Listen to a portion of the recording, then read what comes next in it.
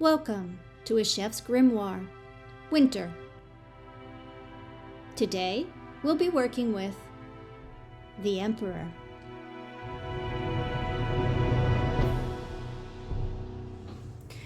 So I wanted to start again with the Major Arcana. This page is very helpful to let us know where and how far we've come in the Fool's journey.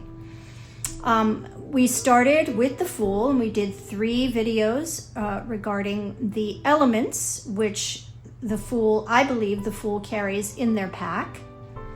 The Fool meets the Magician. We did a video on the Magician. The High Priestess, we also did the video for, and the Empress. So today we're working with the Emperor, and he is number 4 in the Major Arcana. Let's see what he has to say.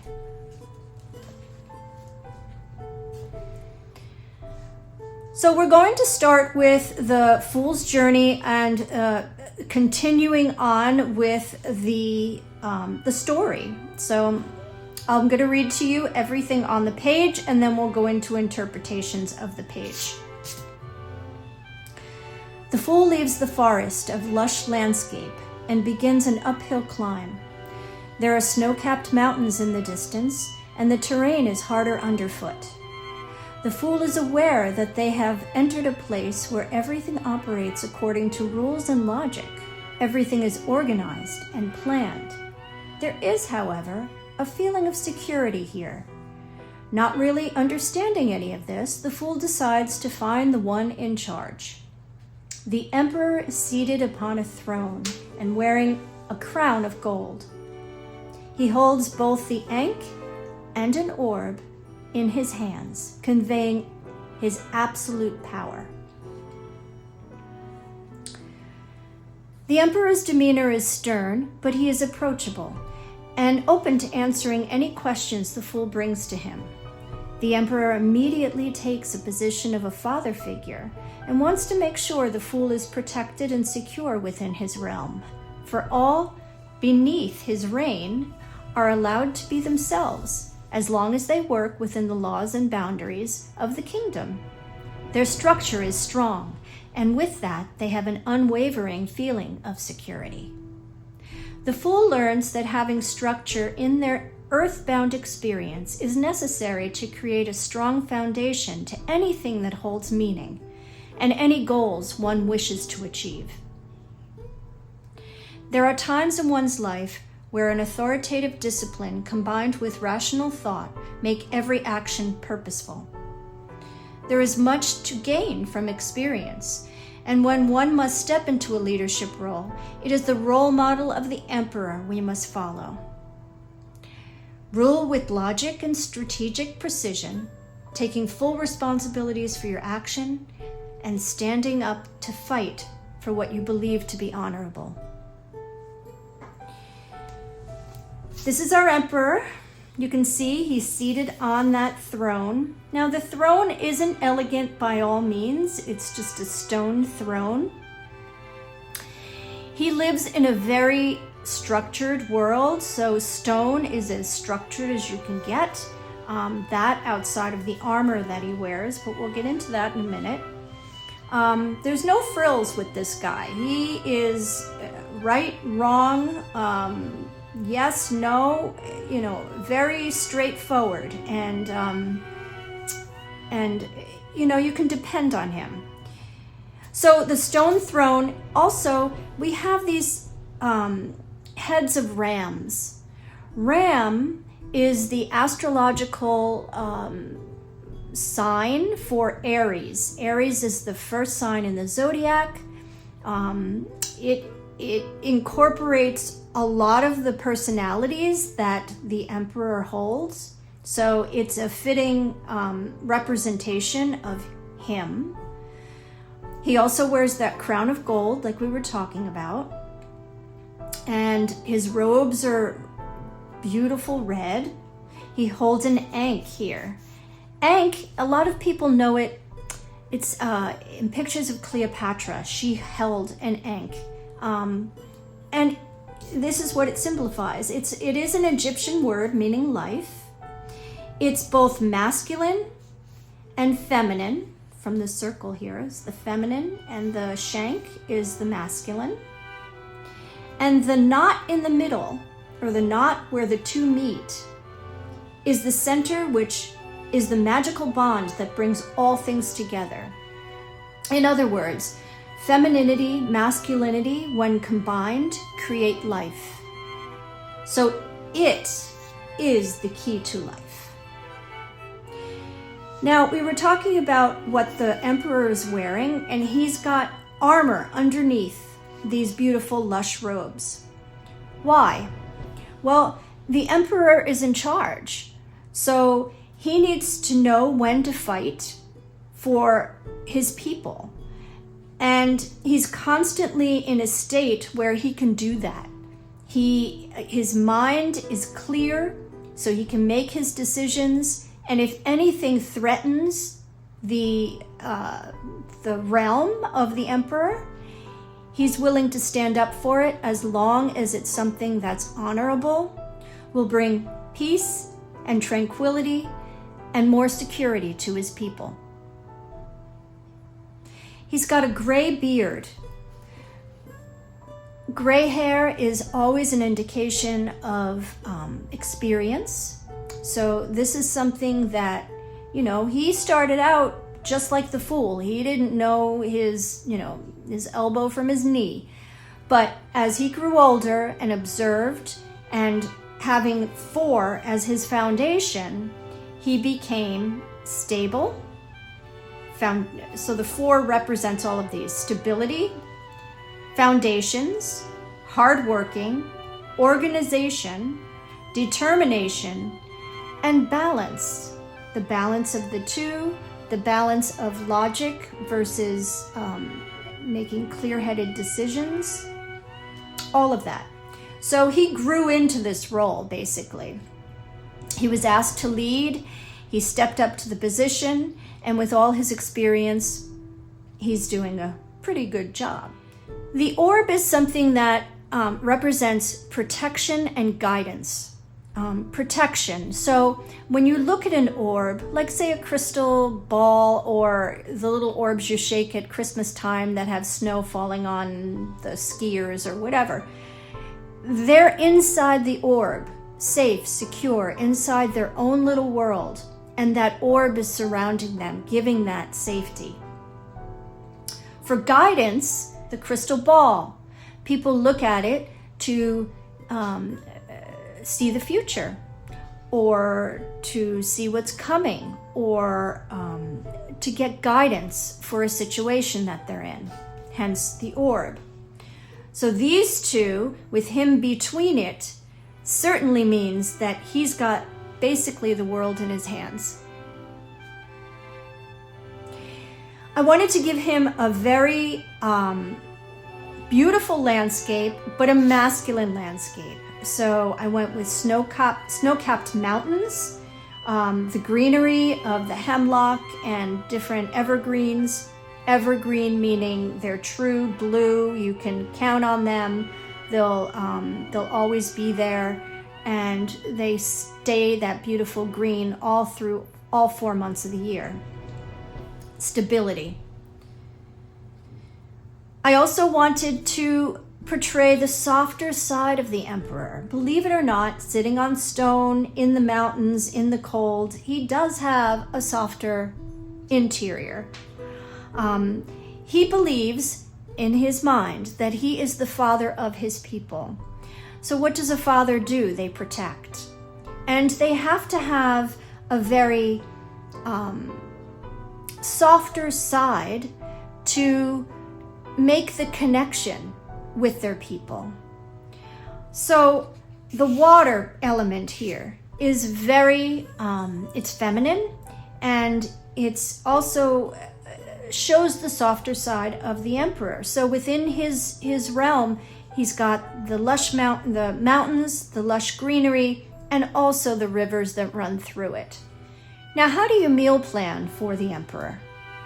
Well, with all of this knowledge, I went to things that have a crust, things that have a hard exterior but have a soft inside. I also wanted the meal that we're going to prepare today to be masculine. So I'm thinking, what's more masculine than a steak? Now it's February, it's winter, so grilling was out of the question, at least for me. So we're going to use a cast iron pan to do the steak in. Iron from the iron in his armor. And we're also going to make, so we're going to do the steak, we're going to make a steak à poivre, which is a peppercorn steak. And the peppercorns create a crust at the top of the steak, which is exactly what I'm looking for. Also, the peppercorns represent that fiery nature that Aries has. Heat, fire. His element, by the way, is fire. So we're bringing all of those elements into the main dish. What's for dessert, you ask? Well, nothing is better than creme brulee. It's got that hard sugar shell that you crack through to get to that soft, creamy middle. If you're not hungry. All right. So with all of that, let's get cooking.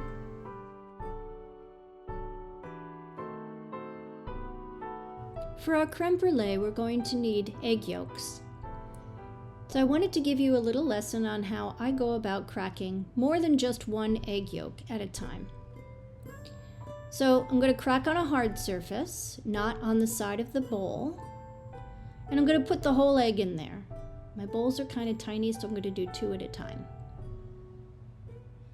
Now I'm going to take clean hands and go after the yolk.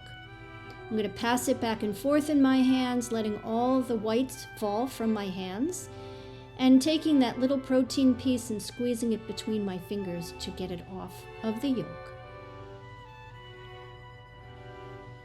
There it is. And we're going to do that with all the rest of the eggs.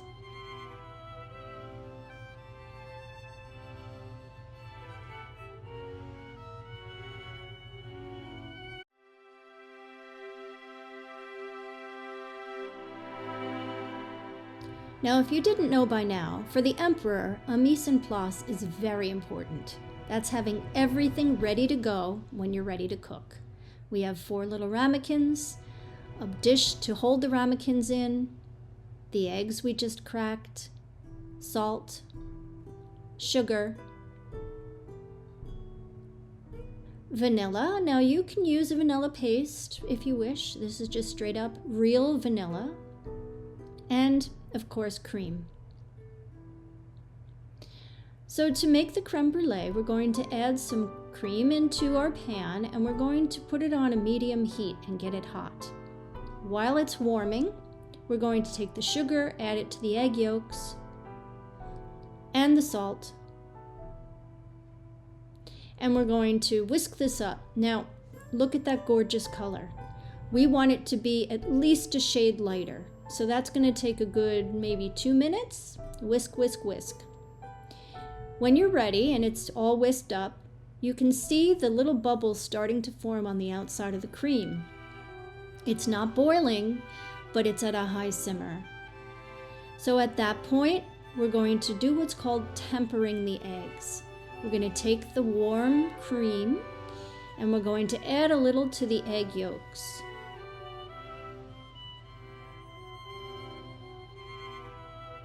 Once that's in, start stirring as soon as you can.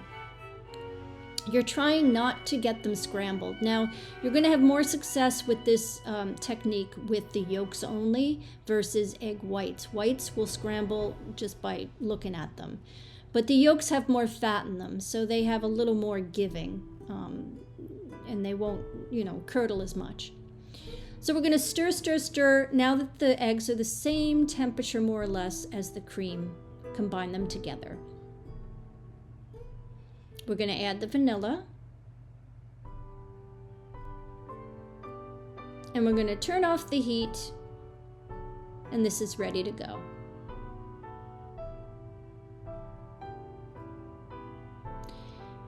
Now we're going to pour that gorgeous liquid into each of the ramekins, being conscious to space it out and make them all even Steven.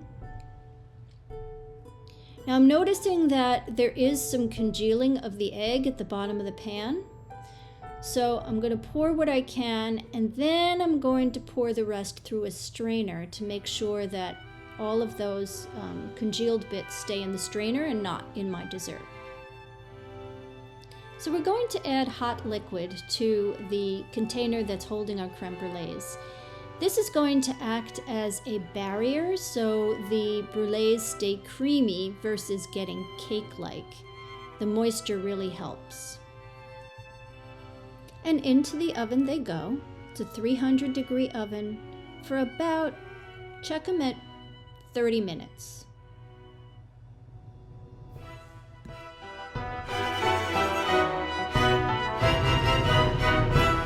So our creme brulee just came out of the oven, and you're looking for it to jiggle still a little bit after it's out of the oven. It'll cool and set, but you're going to take it out of that hot water immediately so that it does have time to start to cool. We're using strip steak today for our steak au poivre, and I've set it in my fridge just like this. I took it out of packaging, put it on a rack, and put it in my fridge for about a day. I'm going to salt it heavily, both sides, and let it rest for at least 30 minutes. Mise en place translates to everything in place, and that's what we have here. We've got our peppercorns waiting to be smashed up. You can use green or red. I'm using black today. We've got a high heat oil. I'm electing to use grapeseed. Butter for finishing. Cream. Cognac. Could use brandy. Shallot, nicely or finely minced. Dijon mustard, garlic clove, and rosemary. And last, chicken stock. Homemade is best. We're going to start by getting our peppercorns ready for the coating of the steak. And you could do this several ways. You could put them in a spice grinder. You could put them in your handheld black pepper mill. I'm using a towel with a small cast iron pan. I find that this is best because I can see what I'm doing, and I can feel how small or how large the peppercorns are. Soon, after a little bit of arm strength, you're going to have something like this. And what I love about it is there's not a lot of dust. It's all peppercorns that are cracked beautifully, with some whole peppercorns left. So it's not pulverated, it's got texture. You're going to put it into a little container like this that's about the same size as your steak. And then you're going to press the steak into the peppercorns. So you have a beautiful coating on there, like a suit of armor. What's left goes into the sauce. For this recipe, we're going to use a cast iron pan. I'm getting it super hot for about a half hour, adding my grapeseed oil, and adding that steak armor side down. We're going to sear this for about 3 minutes. Now you want to flip it, so you want to be careful you're not going to crack that crust. Just use tongs and gently turn your steak. Lovely. After another 3 or 4 minutes, you're going to add your butter, and we're going to add the garlic clove and the rosemary. This is all going to start to infuse that butter with their wonderful flavor. And we're going to take a pot holder, hold that handle, and you're going to start to baste the steak. This is really going to infuse all that butter flavor into the steak. Even though we didn't cook it in butter, we're finishing it with the butter. We want to take the temperature of the steak, and I'm looking for anywhere from 123 to 125. Bingo. And we'll take it out of the pan. Now all of that oil that's left, I'm going to discard. I'm also going to discard that piece of garlic and rosemary. Now, how do you get the oil out? Well, I'm not going to wash the pan. That would take all the flavor away. So I'm going to just dab a piece of paper towel with my tongs, taking most of the oil out, but leaving at least a tablespoon to finish my sauce. Done. We're going to add the shallots to the still hot pan with that little bit of residual oil in the bottom. We're going to add the black peppercorns that were left and give it all a stir. We're toasting all of this up. Next, we're going to add the cognac. Now, this is where mise en place really comes in handy because you want the next ingredient to be ready to go. Look at how fast that evaporated. And we don't want anything that's left in the pan to burn, so in goes the chicken stock. And you can see it comes right to a boil. The pan's hot, it's all ready to go. And you're going to stir and take up any of those brown bits that are at the bottom of the pan. We're going to add our cream. And we're going to add the Dijon.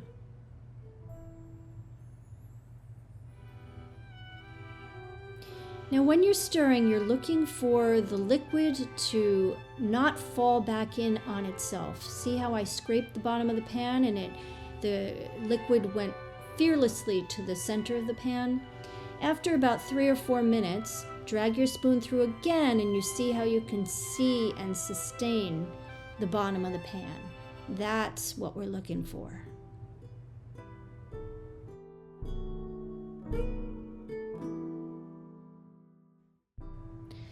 I wanted a couple simple side dishes for our steak. I'm going to do just a simple roasted potato. I have these baby Yukons or butter potato, and I'm just cutting them in half.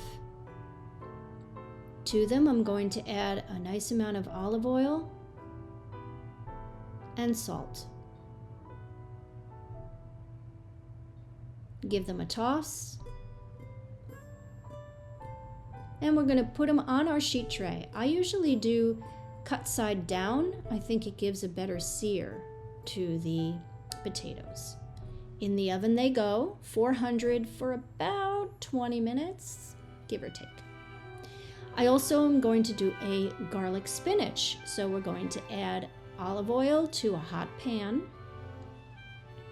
We're going to add about a teaspoon or more of minced garlic and some salt. You're going to start to add your spinach.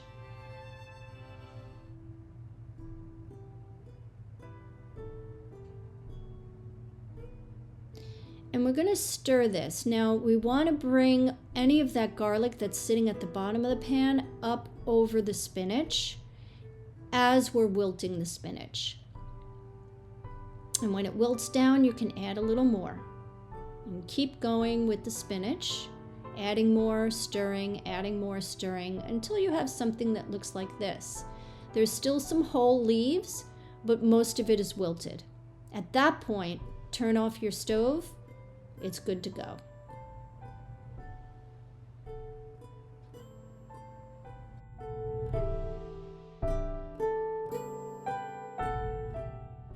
I love plating.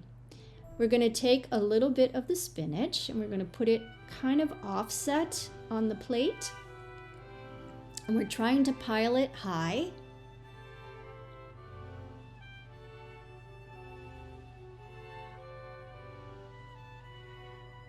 And now we're going to take our steak and we're going to offset it on the spinach, giving it a little height by just leaning it on the spinach, just like that.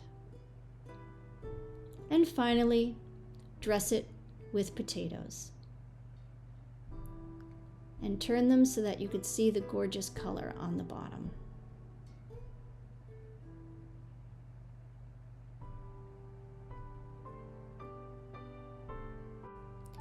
Next, we're going to add our sauce. Now, I don't like putting the sauce over the steak. It's got such a gorgeous crust. I'm going to put it off to the side. Yum. Now, another way you can plate this is by slicing it. You want tongs to hold the steak and a very sharp knife, and you're going to cut it on the bias, just like this.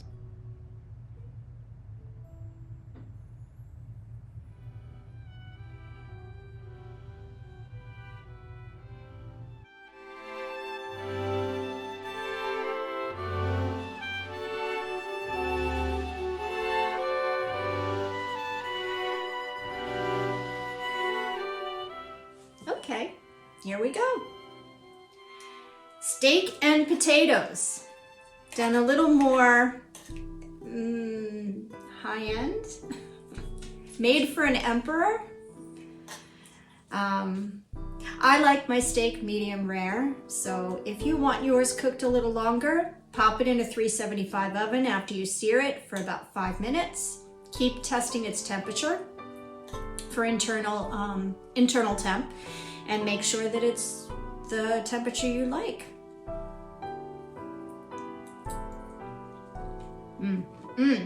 Okay. So, the crust on this is awesome. You actually get a crunch, and then the tenderness of the meat. Now, this is a strip steak, as we talked about. You can use filet mignon, but you know what? I like the beefiness of the strip, or even a hanger steak. Oh, delicious.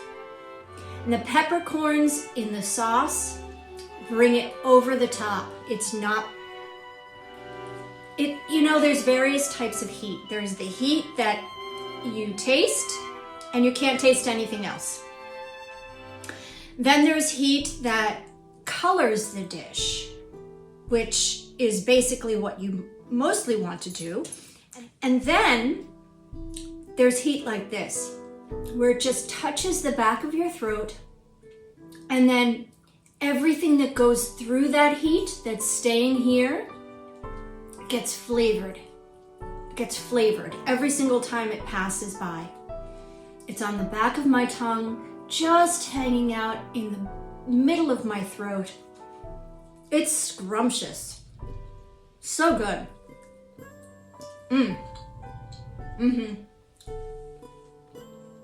And then paired with the spinach and the potatoes are creamy and starchy. And then the spinach, which is very mild in flavor, picks up that sauce as well. So really nice pairings here.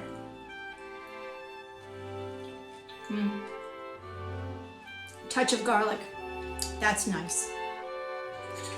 I love that we used the heat with the peppercorns to bring out that Aries, Mars, fire element that we were looking for in this card. Steak, very masculine. What you would want to eat before you go into battle. Make sure that you've got your protein, your square meal. If you could do it, if you can afford it, this is what you want before you need to defend whatever it is you're going to defend.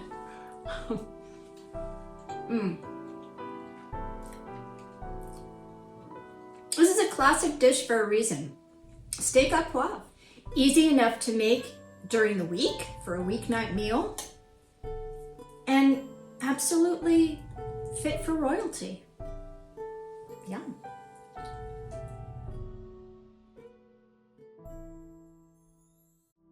We're going to use about a teaspoon of sugar, and I'm going to tap it gently against the spoon to evenly distribute it over the custards. Then we're going to light up our torch, and we're going to hold it about a quarter, maybe a half inch away from the custard and the sugar, and just go over the surface until the sugar starts to bubble and it browns beautifully.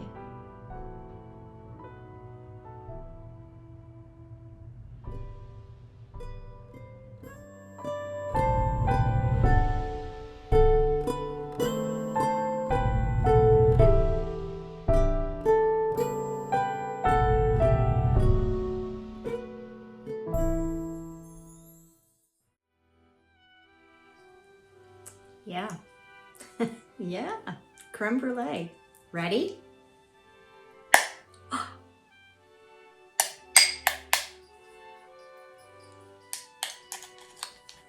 Yeah.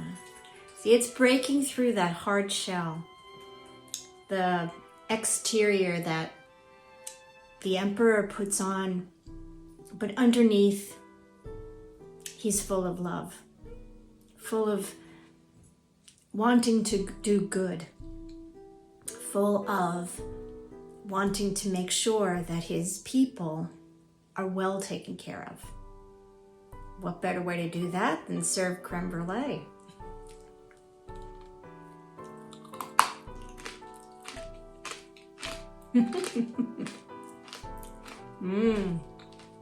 Okay, guys. If you make nothing else this year, make this.